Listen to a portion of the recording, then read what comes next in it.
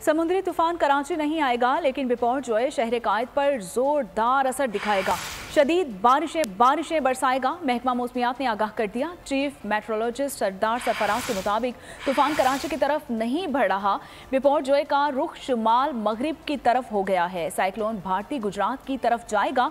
ठट्ठा की साहिली पट्टी के करीब से गुजरेगा। ठट्ठा का इलाका कराची की निस्बत ज्यादा मुतासिर होगा। तेज हवाएं चलेंगी। तेज बारिश का इम्कान है। 15 और 16 जून को कराची में भी कहीं दरमियानी और कहीं तेज बारिश मुतवक्के है।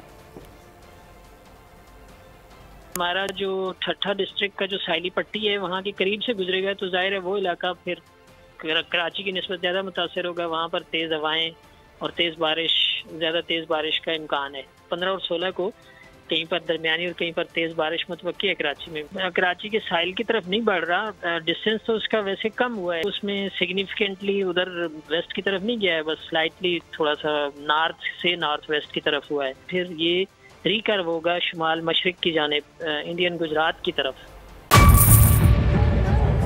बजट 2023-24 की सबसे बड़ी ट्रांसमिशन बोल एक मर्तबा फिर सबसे आगे। वजीर खजाना की बजट तकरीर की सबसे बड़ी कवरेज 62% अवाम ने देखा बोल की स्क्रीन पर। Welcome back to the budget transmission.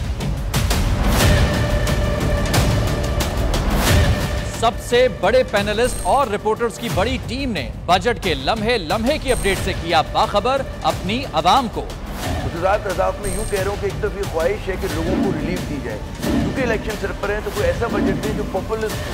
क्योंकि बोल रखता है खबर के हर पहलू पर नजर। बोल है सबसे आगे, सबसे पहले।